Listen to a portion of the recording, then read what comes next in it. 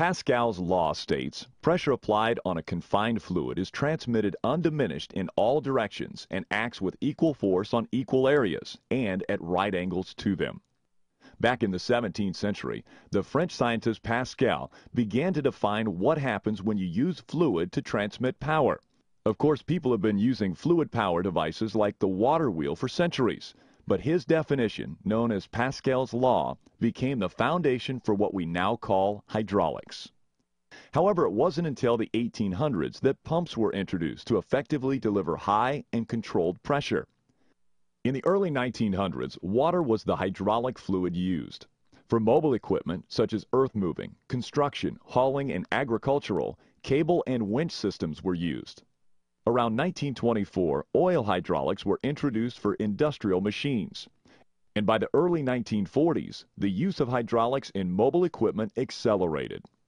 By the 1950s, hydraulic pumps and motors had become a common means of power transfer. Hydraulic systems were being developed to produce high power output while staying within minimal space and weight requirements. Early fluid power systems were simple. As hydraulic systems became more complex, the hydraulic filter, which was once non-existent in hydraulic systems, became a critical component. Today, hydraulic systems are designed to be easier to operate and maintain. This places more demands on the filter. You will learn more about how the typical hydraulic filter works in our Filter Types section.